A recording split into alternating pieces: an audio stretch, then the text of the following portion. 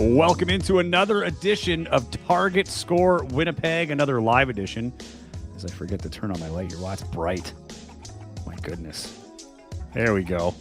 Welcome into another edition of Target Score Winnipeg. I'm Joey Slattery. That is Taylor Allen, and it's a playoff preview. We've got Ryan Flaherty coming up in just a little bit. He's the play-by-play voice of the Saskatoon Mamba, and we're excited to have him. But Taylor, man, this has been maybe the craziest week. I don't know. I guess I could say of all time. CEBL wise, Sea Bears wise, man, just have you been able to take it all in? I feel like I've been talking about it through all the post game shows and all the additional programming, but we finally get a chance to talk about it on the main show. How have you been handling and taking in all the information? Yeah, I mean, I've been covering sports full-time in this province for 8 or 9 years now. So I haven't been around forever, Joey, but I've been around for a decent amount of time, and I've seen a lot of things and covered a lot of things. And this Teddy Allen story might just be the craziest sports story that I've personally experienced since I've been, working in this industry. I mean, it's hard to even put into words. It's hard to even wrap your mind around just the timing of it. How could this have happened? The severity of it. It's truly bonkers, honestly, and that's an understatement. And then to in addition to that, I'm at a loss for words just right there. In addition to that, Joey, I mean, then Emmanuel Acott leaves for a new opportunity, which otherwise would be the big story going into this game. And then Jeremiah Tillman Jr. has announced their starting center. They're Saskatoon's coming in as good as any team could come into a playoff series. I mean, this is a team that's been on fire since the last time they were here. I believe they were 6-1 since that last game here in Winnipeg. I mean, this is a team that has been absolutely phenomenal. And again, a team that, has had some changes of its own, but they've got some guys. If their core guys are there, this is a team that has been absolutely strong. But I mean, the hurdle here, it's tough because I don't think Saskatoon are like far and away favorites, right? Like I do think it's more even now. I would give them, they are favorites in what they have. Because at the end of the day, they're still Xavier Moon. And for me, that is why you brought him in here. Not in this exact case, but he was a guy that stepped up when Teddy wasn't able to hit those shots and when he was struggling a little bit in those last few games. But for me, it's more the emotional side of this. This is a big change in the last 24 hours, 48 hours, right? 24 since I guess the last update, maybe a little more than that, where we understood that Teddy wouldn't be in the lineup and got a little bit more of the extent of the injuries and what it would require. So for those that have not heard, team says in a statement he was a victim of assault, might need surgery, and there's an investigation. It's a police investigation going on, and we'll leave it there. But we'll be more specific about the assault, because initially the team kind of was a bit vague, saying it was just a downtown assault, but then they have then clarified that it was assault at the hands of a security staff. Fair. Yeah. And it wasn't a random attack in downtown Winnipeg. People are kind of running away with that story a little bit off the hop. And I know, our downtown is far from perfect, but I mean, this is a much different story that this was caused by security at presumably a nightclub and not just Teddy was walking down the street minding his own business and something happened. Well, and that's it too. And, I'll say this, people jump to their own conclusions. I don't think that was the intention to mislead in any way, but, and it's an investigation, this too, Taylor, like in news, like it's some of even the fact that they put the statement out when they did, you have to be careful with what you're saying. And I think there was a need to clarify in that second one because of, the reputation and reputational things that were said about, the city of Winnipeg. And I totally get that. Not only that, like things were floating online that people were seeing, reading. And, I think, I commend them in the sense of getting, putting the communication out there, especially when we look at a league-wide range of things right now and how little communication there's been with suspensions and other things that are happening around the league. I commend them for getting ahead of it and clarifying certain things to make sure that, there was a little bit more of understanding that they could give in that process. But the emotional baggage that comes with that in terms of, that's your leading scorer. And you and I both know that Teddy Allen is incredibly well liked in that locker room. He's the guy that the offense goes through, and when he's playing well, the team is typically playing well, right? It's a big hole to fix, not only from a basketball standpoint, but to get over. Like, I don't know how many guys have gone through this, right? Where it's such a freak incident in terms of, like, in the basketball world, of just like nothing you would have on your bingo card, right? Like, if you were to say a star player were to be out, like, you wouldn't have that on the bingo card. But it's and you're wishing well for your buddy, but there's still a job to do, and I think that is going to be a real hurdle for this team. Well, whatever happened leading up to the moment, we'll call it that, where Teddy got hurt, I mean, it's, at the end of the day, it's a sad story.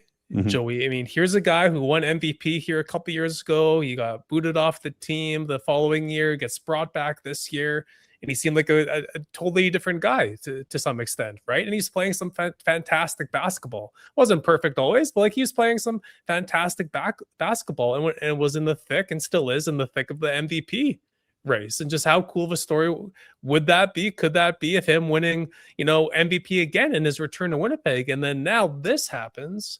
And regardless if he wins MVP or not, I mean, obviously this is going to kind of overshadow. And I'm not, blaming Teddy for this. I'm saying, but what happened is going to kind of overshadow all these good things that led up to this moment, right? And so for me, Joey, regardless of what transpired that night, it's a sad story, right? Whether you're a Sea Bears fan or not, it's sad that, this is kind of how it's going to end. And this is what we're talking about leading into a playoff game after what has been probably the most exciting season in Winnipeg Sea Bears history. Well, and first off, let's, to Teddy, like, we hope that he gets well. Like, this is also, something he has to get over. I'm sure, there's trauma involved with it and everything else. We wish him well in his recovery, because he's a great basketball player, and you'd hate to see, you hate to see this where something's being derailed, and it looked like it was something special, Tay. Like, and it might still be. Here's the other thing, we're focusing on the negatives. There's a lot of gas here in terms of to fuel the motivation of this team, for sure. But at the end of the day, I feel for Teddy, and we wish him the best. But, getting back to the basketball side of things, this is not going to be an easy task for these guys, because on top of that, we saw Ben Stevens getting added to the roster. And I thought, when initially it was announced, it's like, oh, the shores up the front court, another guy to kind of help out Jeremiah Tillman Jr., gives you another look. It gives you an opportunity to, go big, or at least give Jeremiah Tillman, if he's in foul trouble, you have like another big to put in there. And then suddenly, I find out that Jeremiah Tillman's leaving, then that news comes out, and then you're like, okay, that's your replacement, a guy that's played 10 games for Montreal this year and hasn't played in a while, because he was off playing with the Irish national team. Now, I talked to him today, and he says he's feeling fresh, and, he's got a couple of weeks off, and he was still training. He feels better coming back from his, world, I guess it would have been the FIBA qualifiers out in Europe. And but there's a massive load on this guy now, who's not played a single game. And further to that, Emmanuel Laycock might have played his best game so far this year in Vancouver, only to leave to Mexico for his opportunity there. So, wish him well in that endeavor. But it seemed like it was, all year, Tay. Remember last year, the whole thing was, is anybody going to leave? And guys are going to summer league, and Mike Taylor was saying, no, they're all going to stay, or we got contingency plans, and it was just like, get the best player you can and get him in there, right?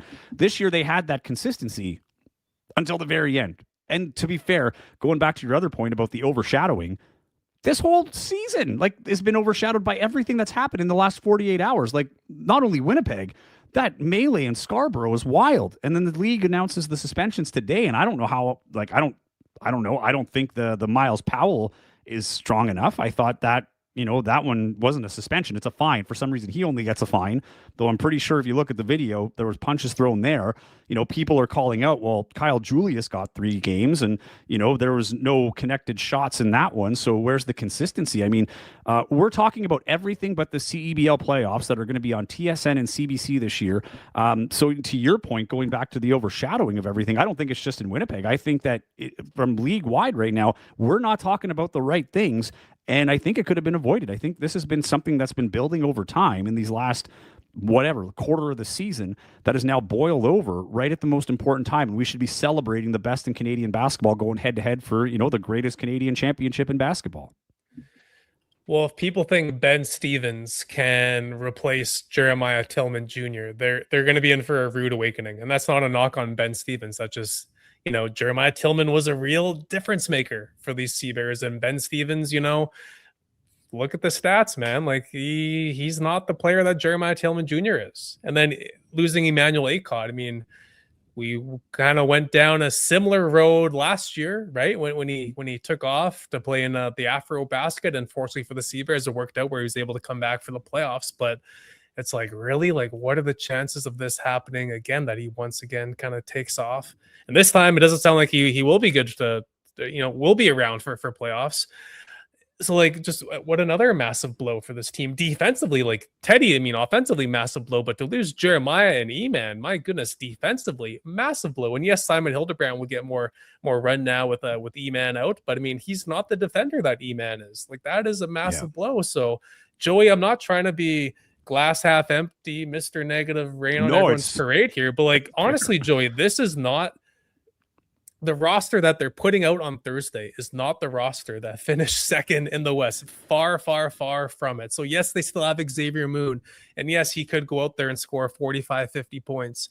But honestly, he's going to have to for this team to win. It's going to have to be, I mean, the small ball guys, him, Jelani Watson, Gale, Trey McGowan's, those guys are going to have to ball out because this team is undersized and is no longer really that good defensively with everything that's happened. And it's not it's really no one's fault. This is kind of the tough thing about this league is that guys are going to leave and whatnot and whatever. But like just the E-Man one, I mean, it's been overlooked with everything, but just like, really, like, I know it's easy for us to say we don't know what his contract is in Mexico, what that opportunity is going to be like and whatever, but just kind of like, man, like the second summer in a row, it's like, that sucks, man. Like, is there really no way to say like, hey, like, let's do this deal, but like I still got 2, maybe 3 games, maybe 1 game left to play for my CBL team, and I don't know all the backside of that, but just like, dude, just the timing of all this stuff, Joey, is just so hard to wrap a mind around. Yeah, and we have Ryan Flaherty coming up in just a second here, just to kind of wrap this up. I think, Taylor, the transcript of this podcast is going to be printed out and put on the Seabears bulletin board before they head out to the floor. But no, this is, I don't think this is, no one's sitting here thinking, man, you're really damping this. I think everybody feels the same way. There is a sense of panic after there was really no reason to, like, yeah, they had some ups and downs. They weren't playing the greatest in the last 6 games. This has nothing to do with that. This is all stuff that really couldn't be accounted for. Like, it's tough when you lose a guy like Jeremiah Tillman Jr. with no notice, and you're scrambling to find, Ben Stevens, who's going to, fill in. He's a Canadian, but you can't make any adjustments at this point, right? Like, Ben Stevens works out because he played 10 games for Montreal, so he technically qualifies for the playoffs. But this is, it is frustrating, and I get this for people. If they get by Saskatoon on Thursday, like, for me, I think it's doable. It's just a lot harder. Because we've seen games where Jeremiah Tillman Jr. was out with foul trouble early and they still won those games, particularly at home, right? But you had Teddy Allen too. So again, I think if there was no Xavier Moon, it would be an absolute panic. I still think there's hope, but their hopes at a championship, for all those people that were saying, Scarborough and Winnipeg go into the finals, and I was telling people to pump the brakes because you just never know what can happen. This is extreme. Like, this is not what I was alluding to, but you just never know. And right now, you look at the East with Scarborough. Right now, it looks like Ottawa and Niagara might be the favorites for that conference final. They're the 2 lowest seeded teams, and you can make the argument that it very well could be Saskatoon, Edmonton, Niagara, Ottawa in the Final Four. I don't think that's a major stretch, which is crazy. Right. And I mean, and the Seabears team has never won a playoff game before. So, of course, if they do pull it out Thursday and go on to the next round, like, that's a step in the right direction. But Joey, like 2 weeks ago, a week ago, a month ago, whatever, we were talking about how this team has the makings of being a title team. Yeah. Right. Like, no one at that stage of the game was saying, like, yeah, we'll just be happy if the Seabears win a playoff game. Like, no, this team had shown throughout the course of this season that they had the makings of a championship winning team. So again, even if they do kind of defy the odds and take care of business against Saskatoon, that's great for them. But I mean, for them to then go beat potentially Vancouver, right? Like, with this depleted lineup, that's let's not get ahead of ourselves, but like, yeah, it's gonna be a lot. So again, it's just a bummer, right, that we're having to talk about these things instead of really truly kind of focusing on the basketball. And you're right, it's not just a Winnipeg thing, which is kind of crazy. No, it's been crazy. And just a reminder, like and subscribe to this channel if you like what you're seeing. Share it if you can, and make sure you have those notifications on. I'm at Joey Slattery TV on Instagram. He's at Taylor Allen 31. And of course, the podcast is at Target Score Pod.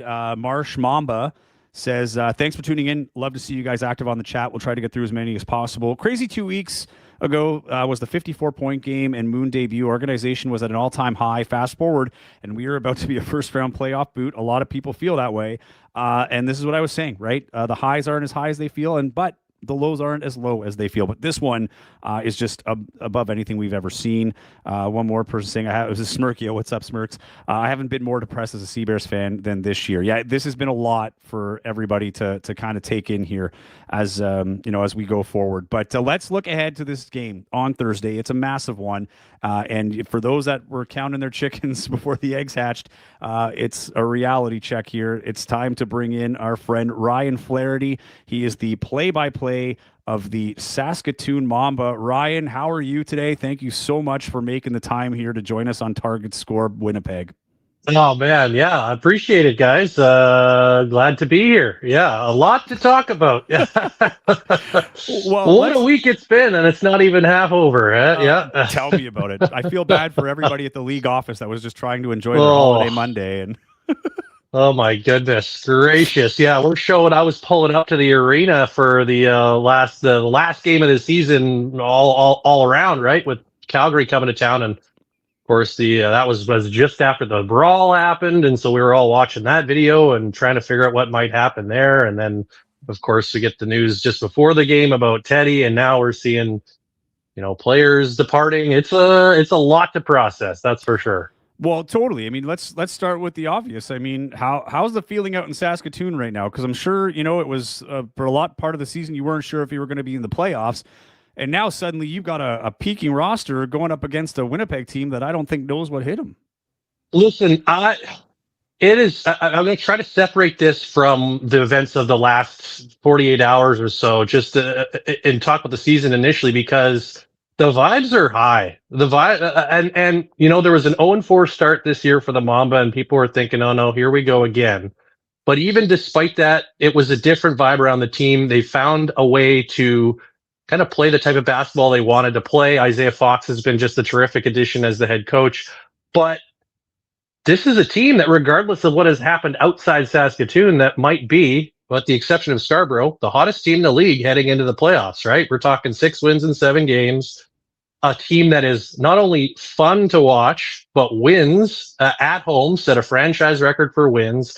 It's just been an all-around, like, I've been listening to you guys before you brought me on here, and I just feel so bad because, like, Winnipeg, it's been a good vibe kind of season up until, the last few days. And we've gone through a lot of that, regardless of circumstance or how we got there. We've gone through a lot of that here in Saskatoon the last 3 years, right? It's the first time this team's been in the playoffs since 2022. So, I mean, the contrast right now between these two markets, at least, couldn't be more stark, I think, in terms of just the feelings and the expectations going into the playoffs. Right now it feels like the Mamba, regardless of what's happened with Winnipeg, are on an upswing and have earned a great opportunity to really make some noise here. Well, I guess what's the reaction in Saskatoon to what's going on in Winnipeg? Because I guess in a way, I mean, this could almost be dangerous for them. They might be rolling into Winnipeg on Thursdays thinking, oh, they don't have Teddy, they don't have Jeremiah, they don't have Emmanuel Acott. This is going to be a walk in the park. So what are you just kind of seeing and hearing over in Saskatoon? Yeah, that is. I was thinking about that just a few minutes ago. Was the one thing the Mama can't do is think they've got it wrapped up here, because obviously this is a good team, a well coached team. There's still some good players on this Winnipeg team that are going to be a real trouble to contend with. But generally, I think even going into Sunday's season finale, a lot of people are thinking this is a team, and it comes right from within the organization itself, that feels they can go with anyone right now. I mean, they were a crazy target score run away from sweeping Scarborough in a home and home this year, right? Like, Scarborough did that crazy 19-0 run to win in target time. But aside from that, the Mamba would have swept them in 2 meetings. And, Vancouver, they didn't beat this year, but this Vancouver team in its current iteration has those 2 matchups have been a lot tighter than the first 2 were this year. So I think the feeling is, regardless of who they're playing, they can they have a ability to beat anyone. And just generally the connectedness, the closeness of the group has really led to a lot of optimism. And of course, the brand of basketball they've been playing has just made it really exciting to watch. So I think, what's all kind of transpired the last couple days has certainly added to the optimism, but there's certainly a lot of realism as well, looking like, hey, even if we do get through this Winnipeg team as the Mamba, there's still likely a Vancouver team. I don't want to write off Edmonton, but I think Vancouver should rightly be significantly favored in that matchup. There's still going to be a very good team on the other side, right? So it is not a done deal one way or the other. And as we know in this league, crazy things could happen. We see it time and time again. And you only have to have one guy or 2 guys get real hot or real cold to make an absolute difference in the result of the game. So I think it's a lot of optimism, but maybe some guarded optimism, because we haven't seen any playoff success here since basically the inaugural season. Yeah, and we just had a comment, sorry, I just got rid of it, but, someone saying Jalen Williams, who, the Sea Bears fans are very familiar with, he's been gone, but it hasn't really seemed to be a problem. As you said, like, guys are stepping up, and I got to give a lot of credit to Isaiah Fox. If he's going to be in the conversation, he's definitely going to get, if he's not the coach of the year, I anticipate he's second. A slow start, 0-4, and then this team, every team is trying to peak right now, and I think there's no one peaking more than Saskatoon. They've been the hottest team in the league in the last, quarter of the season. We talked a lot about Calgary because they had a great run in that second half, fell a little short. We talked a lot about Ottawa, but even Ottawa's only won one of their last 5. Saskatoon has kind of flown under the radar this entire season, and they are playing some of the best basketball we've seen. You're there all the time. You're the play-by-play man. If you're just tuning in, this is Ryan Flaherty, play-by-play voice of the Saskatoon Mamba. What does Isaiah Fox have that is getting the juice in this, guys? And not only that, his staff. I mean, you got 2 guys that are, U of S involved. I know Jamie Campbell's the head coach there now, but you've got some guys that understand the Canadian game. Like, how cohesive has this unit as a coaching staff been? It's a great question, and it's been a major factor in the success this year. I can't overstate it enough. And it's a 2-way street. Like, Isaiah Fox, this is really his first head coaching gig. He's been an associate coach down in the G League, but this is really his first opportunity to be the guy, where the buck stops, so to speak, when it comes to the X's and O's and also everything else in terms of, as you know, in this league, it's obviously the games are the thing and winning is the thing, but with guys coming in from all over the place at different times throughout the season, it's about managing your group and building a culture, doing it quickly and getting buy-in with that culture, regardless of who the personnel on the floor might be at any given, game or week or whatever the case may be. And Isaiah, everyone you ask, Isaiah Fox, the first thing they'll say is he makes every single person in the organization, players, training staff, ticket people, game day staff, feel important for what they do, that their role is important to the overall success of the organization. And the coaching staff that he has with him, as you touched on, guys that understand the market, right? Greg Jockums coached the Rattlers to that championship in 2019, coached the Huskies men's team to their only national title back in 2010. Jamie Campbell has been kind of rebuilding the men's program over the last few years. He's kind of established himself here in Saskatoon. And then Rob Lovelace, who's a Huskies alumni, and also has been a linchpin and also used to be one of my broadcast partners here in the CEBL. He's been with the organization for several years as well. So there's continuity there.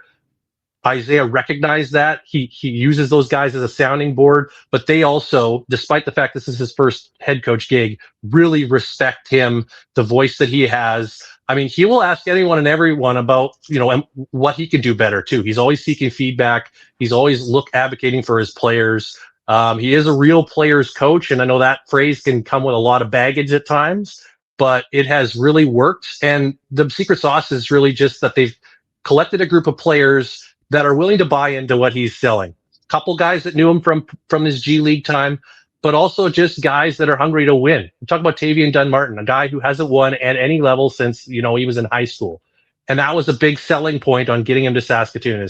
They said, here's an opportunity for you to go somewhere where we think you have a chance to do some winning. So it's been, you can see it from the guys. They're hanging out away from the games. They're playing WWE tag team a lot of times.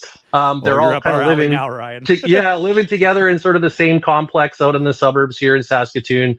And as someone who's been around this team since an organization since day one, and there have been some real high character guys that have come through, but the cohesiveness of the group is unmatched in the 8 years of this organization. And Isaiah Fox has such a huge reason for that. And yeah, you talk about Coach of the Year consideration. I know awards ballots still can get in before tonight, so I don't want to taint the jury pool at all. But I can definitely tell you he was on my ballot. I won't tell you where he was. I think there's some really good candidates. I think Mike Rainbow is another guy who deserves a lot of credit for the job he's done this season. But it's been a really, really fascinating process to watch this team kind of coalesce together with Isaiah Fox as the pun intended head of the snake. Full transparency is on my ballot too. And Greg Jock, I'm sorry, I was blanking on the name. Legend in the U Sports world. So yeah, great to see him there. Well, I know where you're going with this, Taylor, because we don't have to remind people that TDM is probably our favorite player in the league to watch outside of Winnipeg. But go ahead, Tay.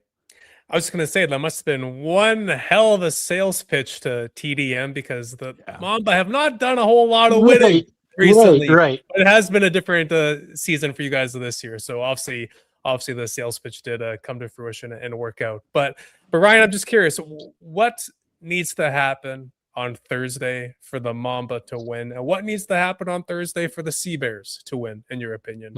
Yeah, well, I mean, for the Mamba, I think it's really a simple matter of continuing to play the type of basketball they've been playing the last third of the season or so, and that's high tempo. Obviously they shoot the three more than any other team, more frequently, but they also make more threes than any other team. So the highest percentage as well to go with that high frequency. It's a lot of it is about pace, and it's about it's funny. About a week or so ago when Niagara was in town, was at their shoot around morning of the game, and Kimball McKenzie was talking to the River Lions at the end of shoot around about the fact that the Mamba use, and I'll use his words, weird spacing and weird actions. So it's a little bit unorthodox, I think, from a basketball perspective. And they have a real versatility in their lineup. So the Mamba are going to need to keep maintaining that kind of lineup flexibility that rotation flexibility that has benefited them so well. The thing is, their best player, Tavian Dunn-Martin, he's tied for the 3-point record, but he's also a guy who set the assist record this season. And I think he's opened a lot of people's eyes to the fact that he's more than just a 3-point shooter. He's also not a guy who's going to force those threes. He had a chance to set the record on Sunday. He only attempted 5. He didn't make any, ends up sharing it with Javonte Smart. But again, he's celebrating with his teammates. So it's not about him getting his stats so much as the team winning. So it's that selfless attitude. It's a bit of an intangible, but it's a massive one, I think, that's benefited them. The other piece is an X factor that the Sea Bears haven't seen yet, and that's Damari Monsanto. This is a guy who's come in, he's played the last 6 games, and aside from a one where he just had 3 points, he's absolutely filled it up. He's become a huge threat, especially from beyond the arc. He had 6 threes again on Sunday against Calgary. He's had 20-plus points multiple times. He's averaging, I think, just about 18 points a game in his 6 games. Winnipeg hasn't seen him, so that's going to be a big factor. And then the size for the Mamba. If they can use Bediako especially to their benefit, especially with Acott and Tillman now gone from the Sea Bears. I mean, obviously, when you look at the roster construction as it is right now, as we sit right this moment, that's a massive advantage for Saskatoon. And even though Bediako had a quiet couple games the last 2 against Winnipeg, that's when he was facing the likes of Acott and Tillman in the paint. Now he's not going to have to contend with those guys. So the pick and roll game with TDM and him is going to be key. And TDM finding his shot, which he seems to do better on the road. So that's not great news for Winnipeg either. He had 11, 20-plus games. 10 of them were on the road this season. So those are all going to be factors. But again, it's that rotation management, the energy, and sort of the selflessness. As for the Sea Bears, I mean, I think they have to try to slow the game down as best they can. even though they're going to likely be playing a pretty small lineup, which lends itself to playing a little quicker. But I think the quicker you play, the more that plays into the Mamba's hands, especially as a team that, even though they've allowed the most points per game this season, that number has steadily ticked downward. And Isaiah Fox, quick to point out, their assist to turnover ratio has really improved the last few. So I think Winnipeg needs to try to grind it out. I don't think you have much choice when you are undermanned. We saw this with Niagara coming to town last week. They didn't really have the horses. They tried to junk it up a bit, and they stayed in touch pretty much the entire game. So I think obviously Xavier Moon, who the Mamba haven't seen yet this season, is going to play just a massive role for the Mamba. For the Seabears, excuse me. He's going to need to score probably more points than he has in any of his 5 games so far. But he's also going to need to be the guy that's finding whoever's open at every possible moment. Lends to his skill set, but it's going to need, basically Winnipeg, I think, is going to need to kind of junk the game up a little bit. Try to get Bediako in some foul trouble. Try to get some guys off rhythm. Get physical with them. I know this Winnipeg team plays a very good defensive game, and I think you're going to really need to lean on that in the absence of some of the pieces that they're going to be missing. Yeah, well, let's not bury the lead here. I mean, Teddy Allen not being in the lineup and the likes that had happened, for those just tuning in, we talked about it at the start of the show. But in a Cole's notes, the team put out a statement saying he was assaulted downtown. It had to do with a bouncer at a local bar. And he's got injuries that will keep him from playing here, might be require surgery. You hear the news, Ryan. What's going through your mind when you not only do you lose your star player or your opponent loses their star player, but in the manner that it happened? I mean, you've been in sports a long time. You were a sports anchor at Global out in Saskatchewan, and you've been in this industry a really long time. You know that there's more to it than X's and O's. And this, in my opinion, has to be one of the tougher things to get over when you lose your star player, 2 days or whatever, a few days before playoffs after the last game of the regular season, when things are going, generally speaking, big picture, pretty well. What's going through your head when you see Teddy Allen is out in the way that he is out? Well, my first reaction was just I was stupefied. I'm going first I was like, oh, they got back from Vancouver pretty quickly, because obviously there was a game earlier that day. But you want to separate obviously the human side from the basketball side. So and this is a guy in Teddy Allen who also was a member of the Rattlers a few years back for the back end of the season. So he's played for this organization as well, albeit for only about 8 games or so. But he's been on both sides of this. And so, your first thought is, first of all, what the hell happened? I would like to know more, get some context for how this all transpired. But in the end, that's really window dressing to his health, because you just hope he's not initially when you see just he's a victim of assault and he's in the hospital and you're thinking, how seriously is he hurt? So, glad to hear that he's not, life-alteringly injured by the sounds of it, but certainly the fact that he's going to miss the game on Thursday is not good. So you wish for him to have a speedy recovery. It takes a little bit of and then when you look at the basketball, it does take a little bit of the sizzle off this matchup, right? Because that's what fans want to see. They want to see the teams at their best going head to head. And Teddy, he gets the reaction wherever he goes, be it positive or negative, right? He's public enemy number 1 in most other arenas in this league, largely because he's just so damn good at basketball. But, he plays with a bit of an edge and a bit of a swagger too. And so he doesn't make a lot of friends in opposing arenas. We'll just leave it at that. And so I think, a lot of fans were looking forward to seeing these teams match up in the playoffs. This has turned into a really good rivalry, one of the better ones in the CEBL that doesn't include fisticuffs. And so, at least not to date. But it has developed into, we know it, Winnipeg, Manitoba, Saskatchewan, that's just, with Bombers, Riders, whatever it is, it's a rivalry, right? So there's a lot of pride there in the respective fan bases. So I think there's some sadness, that we're not going to get to see the Sea Bears in their sort of proper form, if you will, in this matchup. And so yeah, that was kind of there's a lot of different things that kind of go through your head when that's happening, and you're kind of, the news is kind of trickling out, and again, I want to go back to that original point though. And the first and foremost, wish Teddy well and hope that he's okay.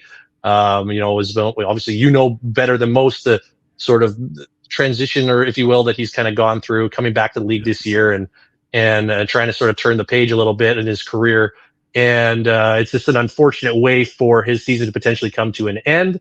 And you just hope that the legal process plays out in a as transparent a fashion as it can, and that we can kind of find out sort of a little bit more to the story. But in the end, you just hope that he's okay, then he return. Should Winnipeg win this game, maybe who knows what his status might be going forward. You don't want to make any sort of guesses on that, but it does certainly dampen a little bit of the enthusiasm, at least for myself, for the matchup. It's the old cliche though. You don't apologize for injuries. You don't apologize for the team that you beat, right? So whoever is in front of you, you got to play the lineup that's in front of you.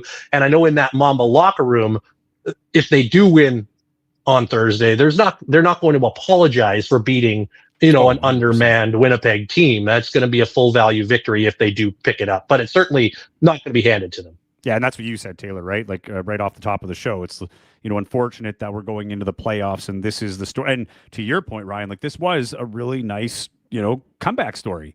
It had everything lined up and things were going really well. And it's just crazy how quickly things could happen. And again, like won't get all into the nitty gritty of that. We've done that throughout the week or the last couple of days. But no, I totally agree with you. It's been a bit of a damper. And at the end of the day, on a basketball level, it is an opportunity for the Mamba.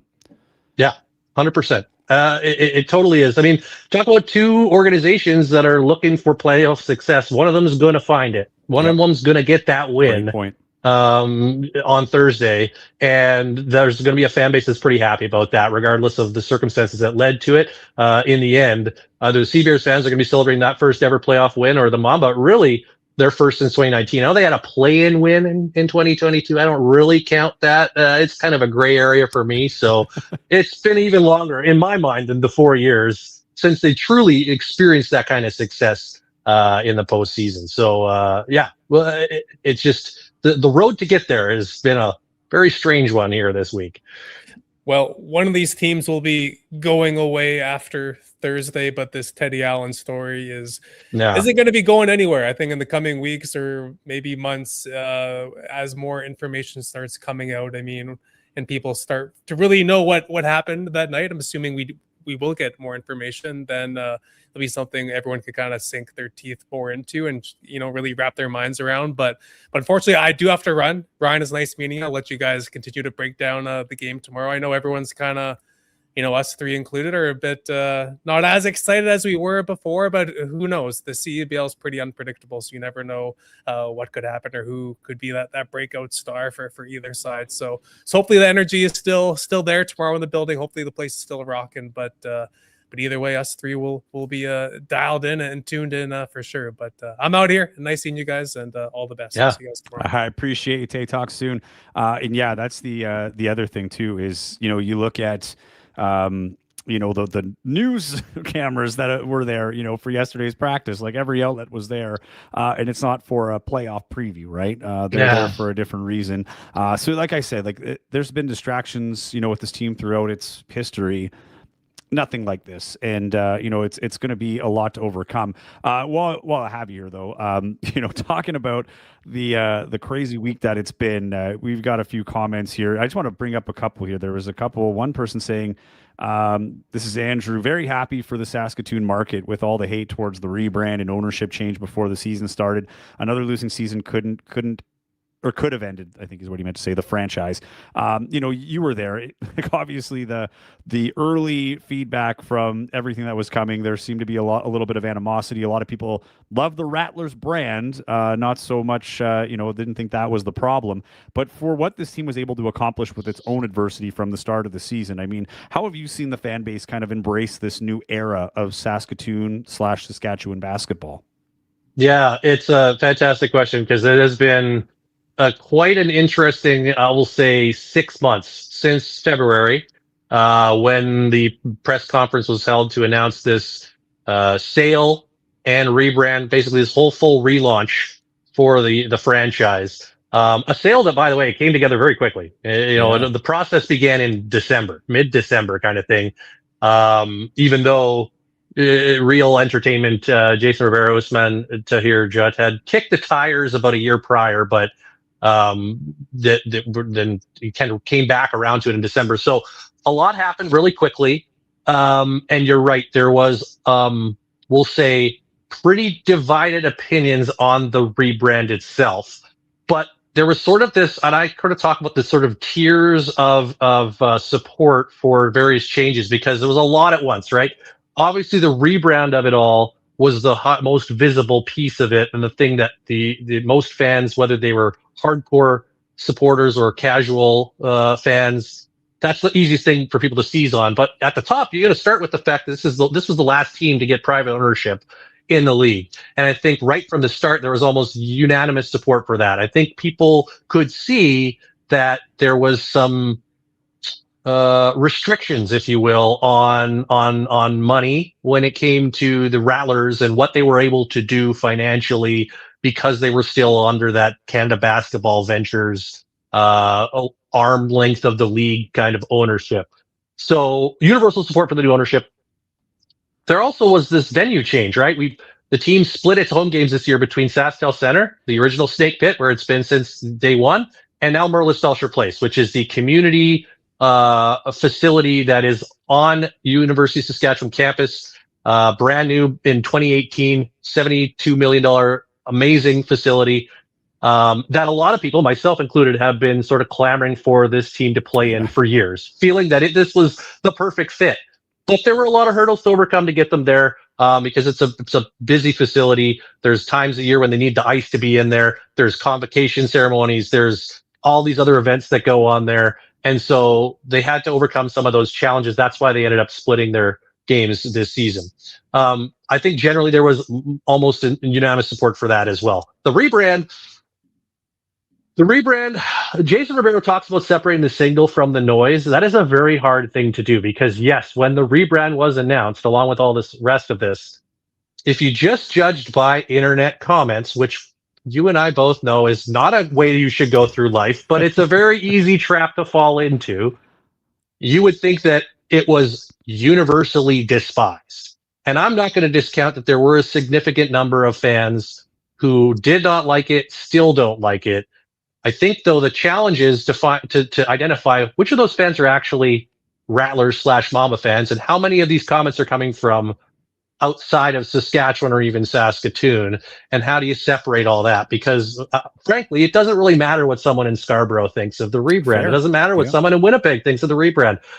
The bottom line was this team was in the bottom third of the league in terms of merchandise sales. They did a lot of research, and the data showed that the Rattlers brand did not resonate with the younger demographic of fans, and maybe the more broadly multiculturally diverse group of fans within this market, which is quickly changing. This is a fast-growing city, a much more multicultural city. I'm born and raised here. I can testify to that. Much more more sort of global city than it was even 15 years ago, and so there's a lot of folks that are in the old school hockey, football is our stuff kind of crowd, and I love those sports.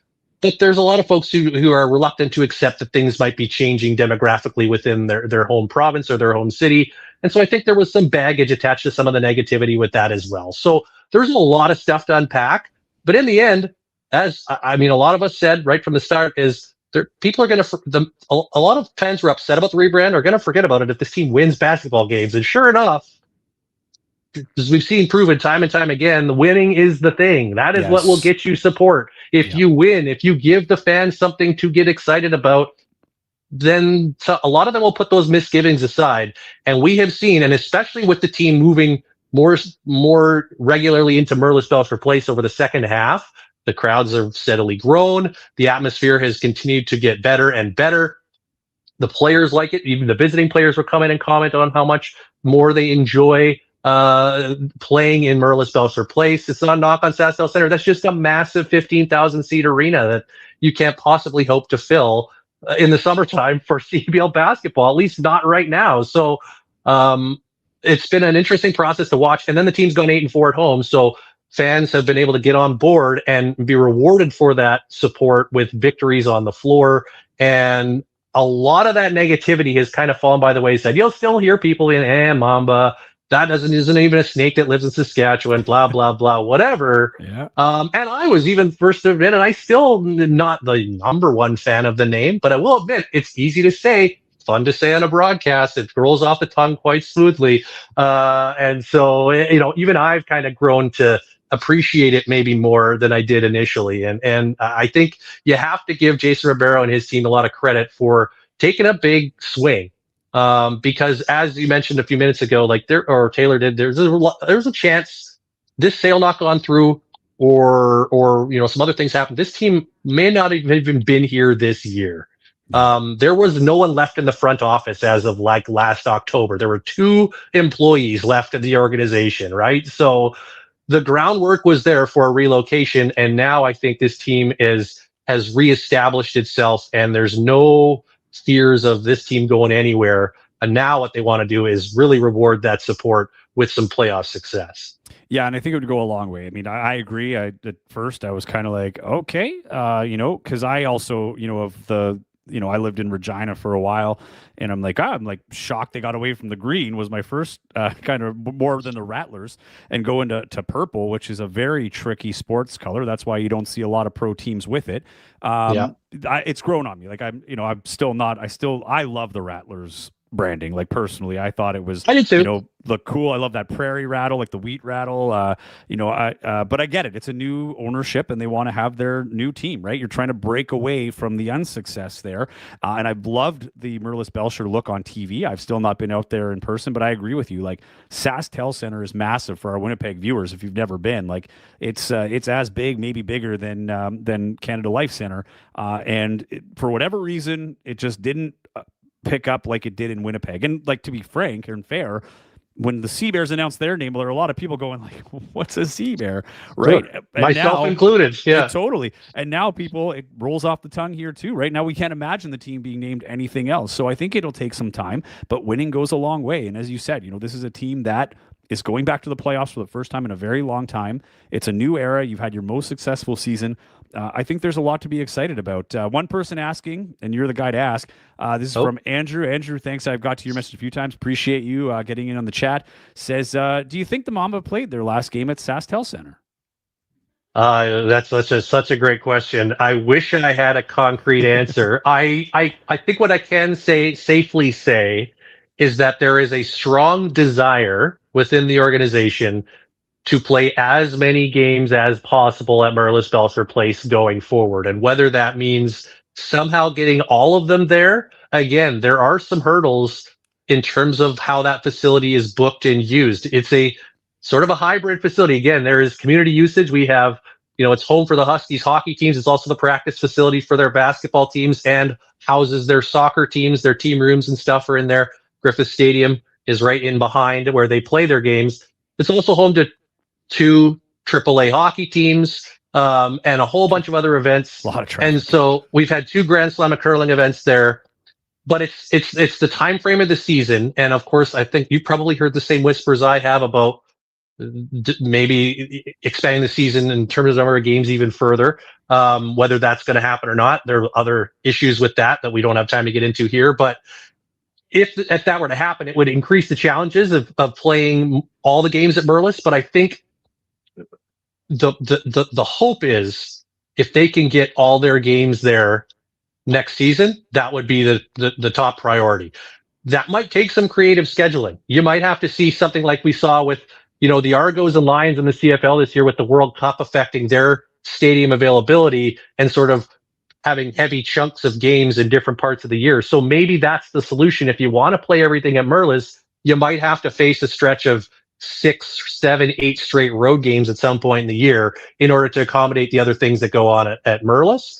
But I mean, from a game day perspective, fan experience, basketball, I mean, it's the ideal venue in Saskatoon for this product. And if it stays at 24 games, which I have no reason to think it won't next year, you're looking at probably 10 dates, because I think there's the hope is to go back to a back up north again and maybe do an actual home and home between the two real teams.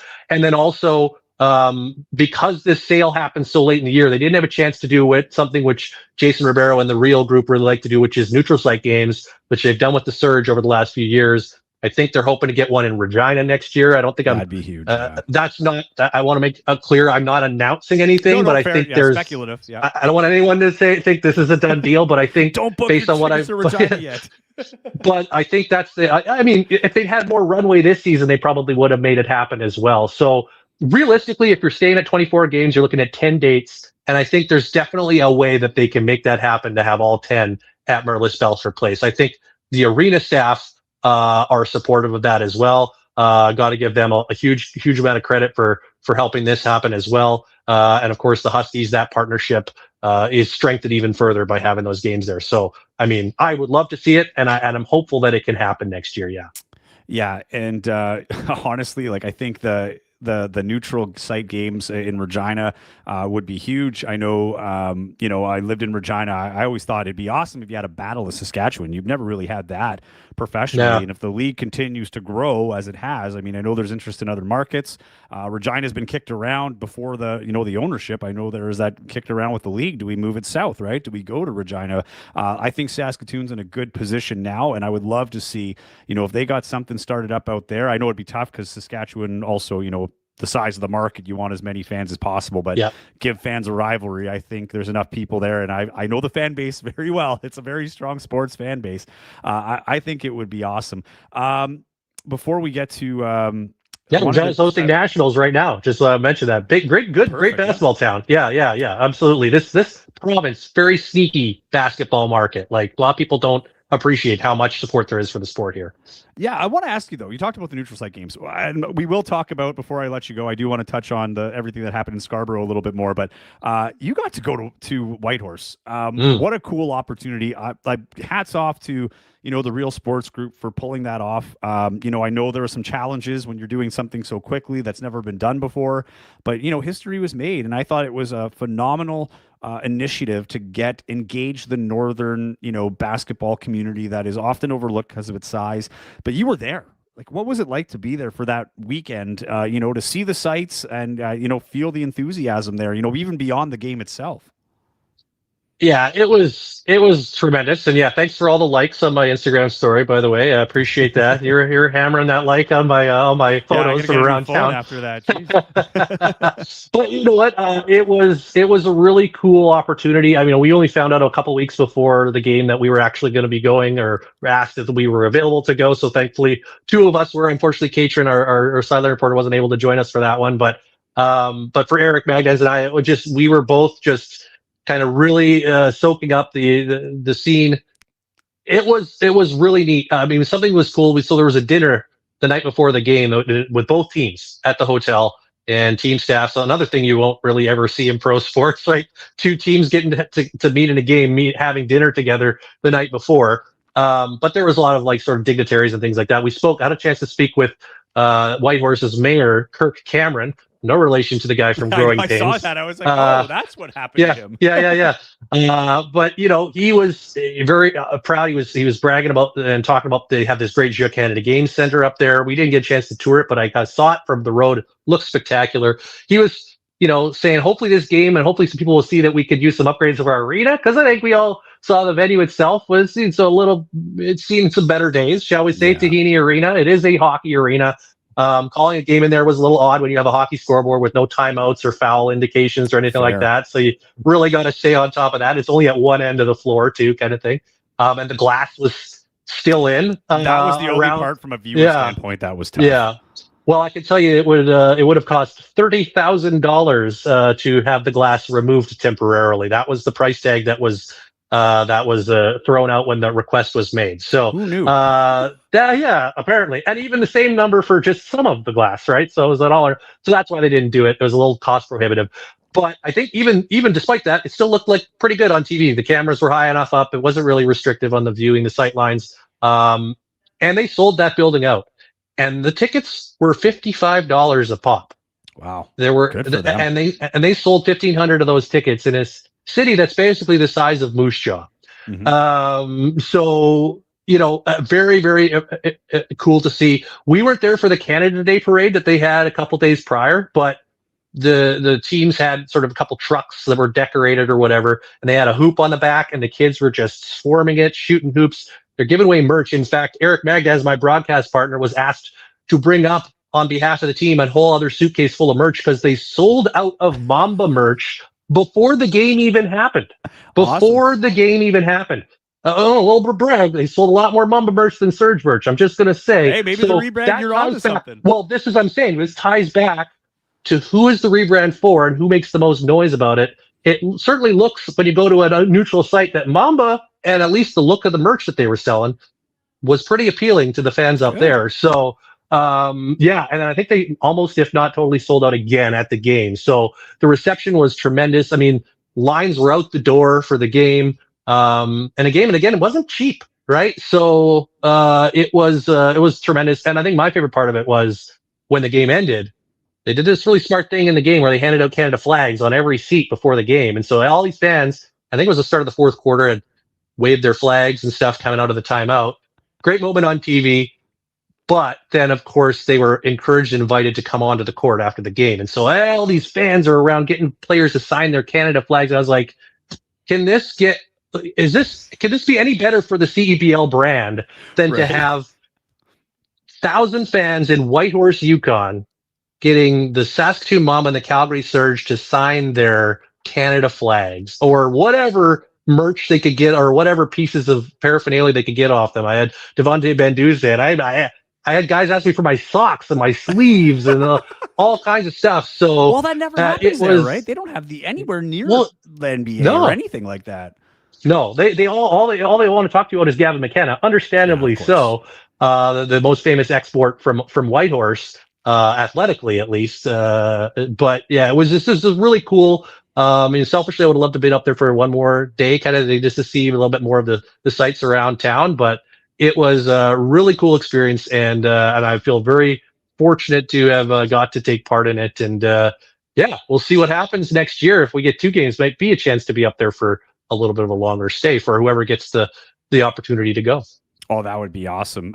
We go from a season high point to a season low point. Just want to bring this up. I'm going to play it for our friends that have, if you didn't see it, be kind of crazy at this point, but we'll play it as we're talking about it here. Going to the Scarborough game, we talked about what's happening here in Winnipeg, but it is wild what happened out there in Scarborough. Oh, I didn't go back far enough here. So the thing, were you surprised about this? Because I'm not going to say, it's a little shocking to see, but I can't say that I was surprised. This felt like it was building up. And the other thing that kind of got me with this is it was the second game of a back-to-back between two rivals. And we saw how much it escalated in the first game. This game meant nothing. Not a thing. That you weren't moving in the standings. It was already set. I thought the message would be, all right, guys, go out there and just stay out of trouble. Who cares if we win or lose? Because we have a bigger thing. And they were very much Scarborough made no bones about it. They wanted that record. And I think they might have been too invested. And, it's going to be a different look. Going back, you want the best players. What happened with Teddy Allen and everything here is unfortunate. Emmanuel Acott, Tillman gone. That happens in this league. This was controllable. Did you see it live or did you see the highlights? And what was your that initial reaction of because mine was just oh my gosh, how many guys are going to be suspended? And does this totally turn the East upside down? Yeah, I didn't see it live as it happened just kind of as I was arriving to Merlis Belcher Place to call the Mamba Surge game. But I kind of, even though a couple people were watching it back on a laptop, I kind of intentionally said, I'm going to wait. I got to focus on my job here. And although, and also because, once I've seen it, then live broadcasts are crazy and you might end up saying something about it without having seen it fully. And you don't want to maybe weigh in on it until you've actually seen it. So I was like, I'm going to just not even bring this up. We're going to let it play out. I watched it after the game. The first thing I was struck by was it wasn't even really anything crazy that incited it, right? There was a bit of a foul and a slight wrestling match. I think Uat was involved on the floor. Play went down the other way. And then suddenly it's this melee.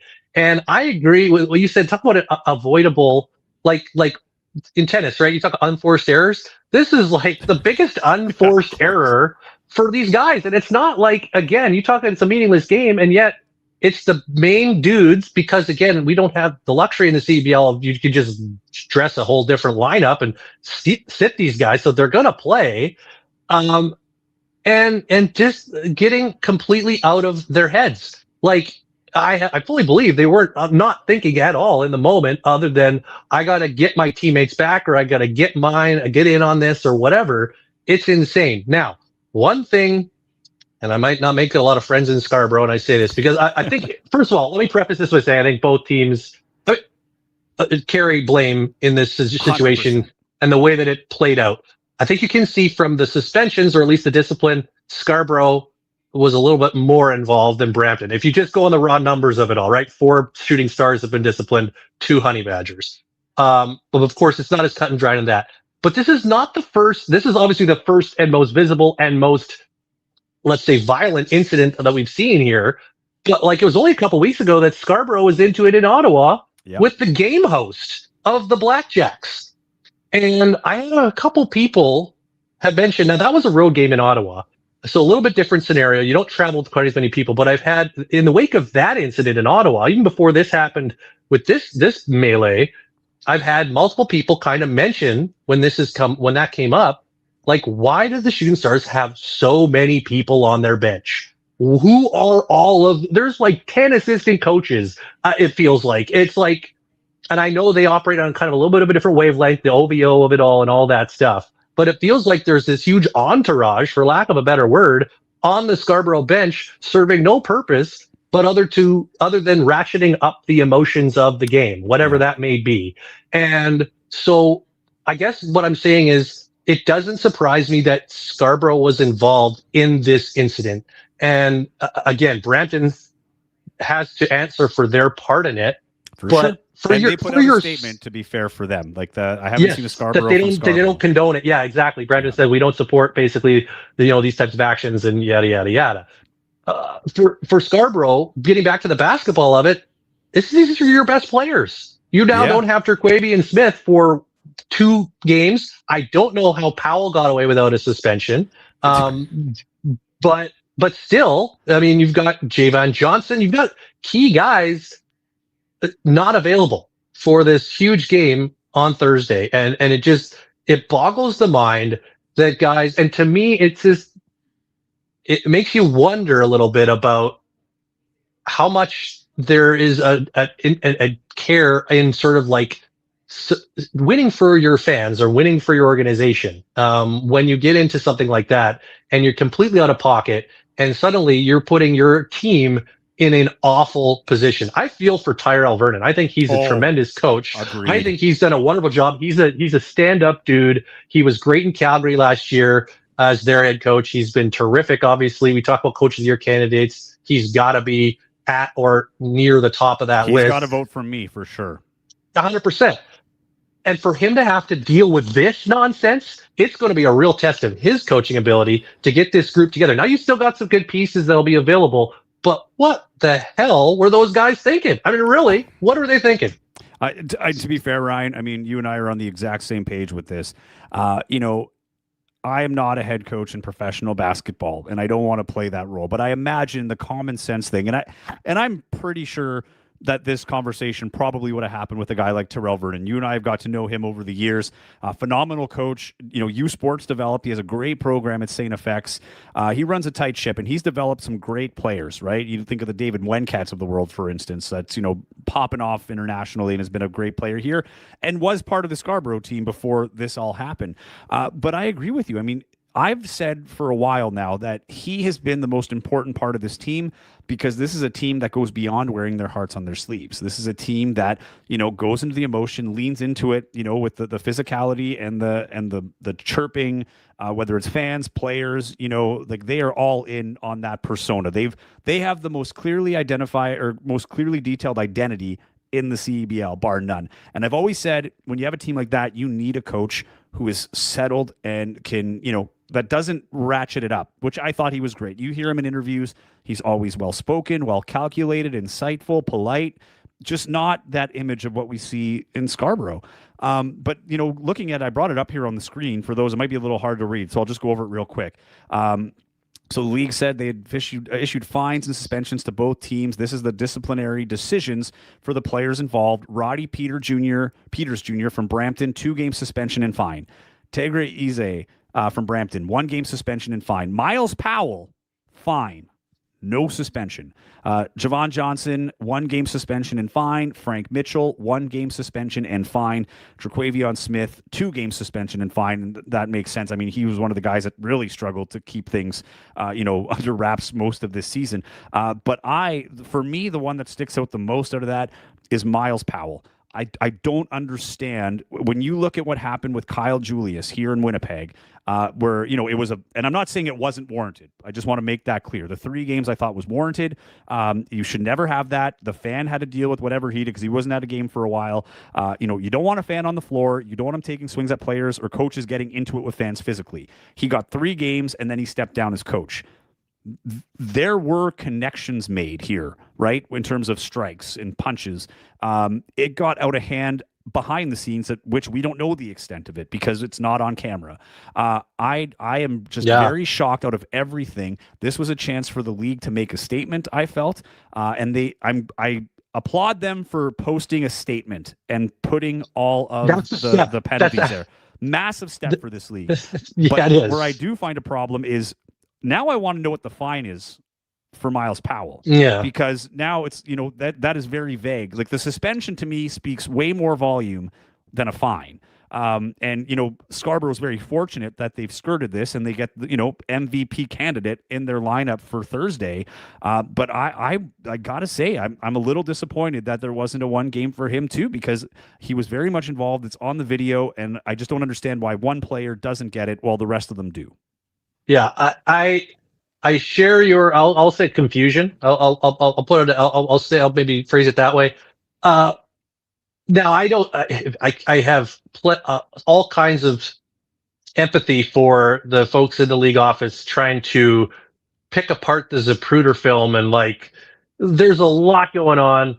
As we know, things have improved broadcast side from year to year, but we would love to have more cameras and more angles. We just don't really have yet. That might have helped with this process. It still is very confusing to me that Powell skates with a fine and not at least 1 game, because it did certainly look like he threw at least 1 punch in that fracas. The other thing that sort of factors in here is we saw Addison Patterson get a 2-game suspension just a few days ago because of a headbutt. And so there was this precedent already set, sort of with basically this physical contact side. And I mean, we know in basketball, you throw a punch pretty much any level, unless you're playing in the Filipino league or something, you're going to get a suspension. We've seen some pretty wild international tape. Don't mean to single out. The Filipinos got a great basketball league. Don't at me. But internationally, it can get a little off the rails at times in some leagues. I saw some crazy film from Mexico the other day. Actually, that was just banana land. But this is certainly the first of this level that we've seen in the CBL. So it's a test for the league to kind of have to try to meet the moment, if you will. It's a test no one wants them to have to face, but I guess inevitably it's going to happen at some point. It is. I would be really curious to see sort of the breakdown. We can get a John Boy on this and try to break down this video and see if he can pick apart who got what for what. Because I know from the looks I got at it, I was like, thank goodness this is not my job. But I will say, as confusing as the Powell piece of it is, there's also this could have gone another way where it could have been 2 games next year. That's what I was thinking too, and kind of worried about. Pull a bit of a FIFA. We could defer this suspension. We've seen this in a lot of leagues or they say, playoff games are more valuable than regular season games. So a 2-game that Patterson got in the regular season is only a 1 or maybe just a fine for playoffs because there's only so many playoff games available. But I think the bottom line is you're going to do something like this, you should face the consequences. And especially in this league where you don't know if players are going to be back in it next year or not, the league had to impose this discipline for the playoffs. And so even though it does seem to be a little bit inconsistent in the application, I am thankful that at least it has been applied. Agreed. I think this is a massive step forward for the league. Also, I want to point out I joined the Target Score Brampton post-game show after this happened, and I said the same thing. I'm like, this is going to get to John Boy's hands at some point, and it's going to be broken down. It's been on Bleacher Report. It's been on Complex, like some big, massive accounts internationally. So I think there was pressure for them to do it, and I'm glad they did. But I think, and I'll close it with this. I just think it's another example of why this league needs a commissioner, someone that can come in here and be that mediator, between the board and the teams and everything else to make these decisions. I think we've seen a lot in these last few games of some of the things that need to be addressed in the off season. And I hope that those things are addressed seriously, and because it's a learning thing. And we knew that this would be a little bumpy going through the new leadership change and the changes with the league and everything else. And it's unfortunate that it just all happened towards the end. It didn't seem like it was sequential throughout the season. We had a few things here and there, and then it was just like fireworks. It all exploded at the end. But even Miles Powell, he got a suspension earlier this season for bumping a referee. So it's not like he was. But anyway, before I let you go, you have something to say? I will. Can I throw?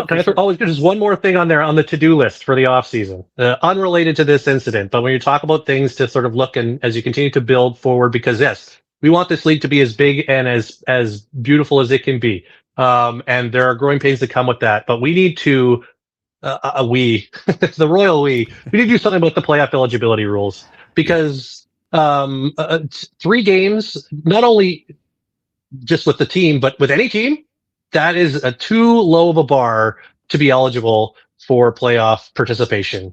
I think I'm happy for Vancouver that they get to see Mitch Creek in the playoffs. It's not a slight on him at all, but I think players should have to have played at least a quarter of the season with their club. Now, whether that's just on the roster or active, but 6 games I don't think is too much to ask.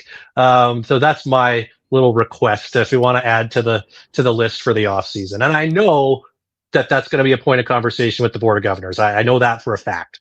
So for sure, whether it's 6 or not, but I do know that's going to be discussed in this offseason. I hope they keep the Canadian rule. I hope they address that. I think the only thing I'd want to let them go for is international, for sure, because you have no choice. If it's FIBA related, they have to be released to go play for their national team. And honestly, with the NBA Summer League, I understand it, but I'm also seeing this year, I felt like there was less hype around Summer League, and I think a few guys went there thinking it was going to be this big opportunity, and they rode pine when they could have been playing, in a league, getting some tape in a real game, and going after a championship. So those are the things I agree with you 100%, and I hope it's all revisited. And I think the league will come back better from this. I'm very optimistic about that, but definitely a lot was put out here that you can't sweep under the rug, and it was exposed for everybody to see. And now I hope it brings action afterwards. Yeah. CBL can't the brand outside of the hardcore fan base and those of us who've been around it cannot be, oh, look what happened in this brawl. We need to be getting attention for the basketball, and I think in a lot of ways the league is. I mean, you hear about the players and the word of mouth spreading down in the States about the opportunities that are available here in the summer. That's a great thing, but yeah, there's definitely some work to be done, and I think you and I can agree this all comes from a place of love. We care deeply about this league. We just want it to keep getting better and better. And so with that comes some growing pains with some things that you're going to need to deal with along the way. And so it'll be really interesting to see how this all plays out in the immediate future with these teams that have been involved, and see how things happen for them in the playoffs, but also into the offseason. What kind of transparent communication is the league putting out when it comes to some of the changes and some of the shifts that might happen in the rules and eligibility and all that kind of stuff? I think we need to see a little bit more into the public from the league leadership that will help fans kind of understand what's going on and be able to plug in more directly to the day-to-day of the league. Yeah, 100%. And I like this one here. This is our NBA, like the CFL is our NFL. And I've said this before. I think this is the trajectory for this is the CFL of basketball and beyond. I think there's a huge opportunity here, but there needs to be some housekeeping before we can put it out, to the world and, get some of those bigger TV contracts and whatever it is. Hey, Ryan, this has been a ton of fun. Thank you. I think this is longer than you anticipated to be here. I appreciate you being here and being candid. I want you to enjoy the game on Thursday, and who knows, it looks like there's a good shot you might be going to a game on Saturday. So enjoy the game. See. thank you so much for your time, and we will definitely do this again, my friend. Hey, I appreciate it in the invite. Thanks for having me, and hey, have a fun call tomorrow. I hope we can set all those other stuff aside and just enjoy the game. I'll be looking forward to listening to and watching. I'll tell you this, we're turning the page over hard tomorrow, and we're going right back to basketball, because once that tips off, the conversation will be the playoffs, and I'm looking forward to it. Right on, brother. Thanks. Appreciate it. We'll talk to you soon. All right. Cheers. Cheers. And that was Ryan Flaherty, the play-by-play voice of the Saskatoon Mamba. He's, that was a great interview with him. Or I shouldn't even call it an interview. That was a full-blown secondary podcast. I hope you all enjoyed it too. But yeah, there's a lot of things that came out here that, is the league is going to have to pay attention to. I know a lot of you guys on the chat, and thanks for the chat. I tried to get through as many as I could here. I'll try to go through a few more for those that are still here. Someone saying, Smirkio saying, Miles Powell should have been suspended too. I totally agree. This is the biggest question for me in the whole thing. Again, I want to give the league credit. This was handled properly in terms of a statement going out. But again, I think there could have been a little bit more explanation as to why. I think that's the big question. And I've seen it on the text. I've seen it on everything else, or not the text, sorry, but the comments. And it's good to see people that are out there that, want to see the accountability too. Again, NSD, if you can give me your name, I feel bad. I'm always like saying your initials, but I think there's reason to, or I shouldn't say, I'm not saying that I agree that this is the case, but I can see why this is a perception. Miles is someone the league wants to be playing. He's a great player in this league. He's been a great story, but the story needs to be on his scoring and what he's been doing, right? I agree that I understand why people think that, and it is what it is. Cam, appreciate you. Great conversation. Yeah, it totally was, man. Ryan Flaherty's a huge pro. This guy is a legend in Saskatchewan and does great work out there. We're lucky to have him here in the CBL. All right, we've been going a long time, man. This has been an hour and 17 minutes. If you missed this show, you can always rewatch it here on YouTube. You can catch the podcast form a little later today, audio only on Spotify, Apple Podcasts, wherever you get your podcasts. Be sure to like and subscribe if you can. Share this with your friends. I love the community we have here. Thank you for everybody that came in the comments. Thanks for Ryan for being a part of the show. Thanks for Taylor. Taylor this was a tough one for Tay because he had to get to work, and he made it work as he always does. And this is awesome. This has been a great show. We have a lot to look forward to. This has been a crazy 2 weeks, but guess what? We have playoff basketball coming up tomorrow. I couldn't be more excited to be on the call. We'll see you all there. CBC Gems, CBL Plus, and YouTube. See you then.